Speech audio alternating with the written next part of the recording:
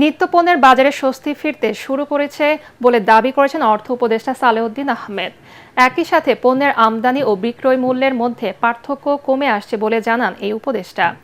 অন্যদিকে মৎস্য ও প্রাণী সম্পদ উপদেষ্টা ফরিদা আক্তার জানান, রোজায় মাছ, মাংস, দুধ ও ডিমের সরবরাহ বাড়াতে কাজ শুরু করেছে সরকার।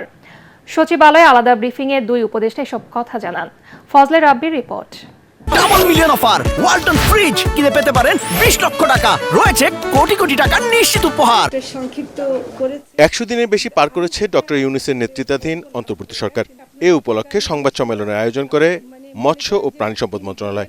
এতে উপদেষ্টা ফরিদা আক্তার বলেন, অকাল বন্যার কারণে ফসলের মাঠ, পোল্ট্রি খাত এমনকি মৎস্য খাতেও বিরূপ প্রভাব পড়েছে।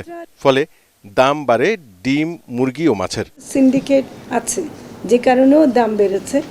ডিমের বাজারে 7 বার হাত বদল হয়, এটা আমরা শুনেছি। এমনকি কাউরান বাজারেই এটা যারা অভিযান চালিয়েছেন তারা বলছেন। ডিম, দুধ, মাছ, মাংস এই কয়টা আইটেম রমজানে আসলে বেশি খাওয়া হয়। তো আমরা এটা খামারি পর্যায়ে এখন উৎপাদন বাড়ানো এবং কি করে খামারি পর্যায় থেকে বাজারে আনা যায়, আমরা কিছু গ্রুপ করে দিচ্ছি, প্রডিউসার গ্রুপ। তারা মানে কোঅপারেটিভ ভিত্তিতে হোক বা যেভাবে হোক তাদের থেকে সরাসরি বাজারে যেন আনা যায়, সেটা আমরা এখন থেকে পরীক্ষামূলক কিছু শুরু হয়ে গেছে। সচিবালয়ে ক্রয় সংক্রান্ত উপদেষ্টা পরিষদের বৈঠক শেষে অর্থ উপদেষ্টা দাবি করেন, বাজারে ফিরতে শুরু করেছে স্বস্তি।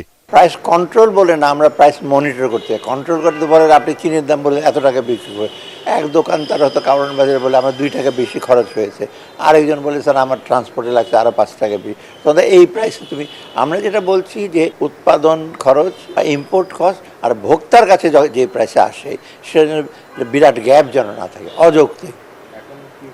এখন কমছে ডেফিনেটলি, আপনারা দেখছেন। 10 লাখ পোশাক শ্রমিককে ভর্তুকি দামে টিসিবির পণ্য দেওয়ার কথা জানান অর্থ উপদেষ্টা। আর মৎস্য ও প্রাণী সম্পদ উপদেষ্টা বলেন, যেসব দেশে প্রবাসীরা থাকে সেসব দেশে মাছ রপ্তানির কথা চিন্তা করছে সরকার। ফজলে রাব্বি, এটিএন বাংলা, ঢাকা।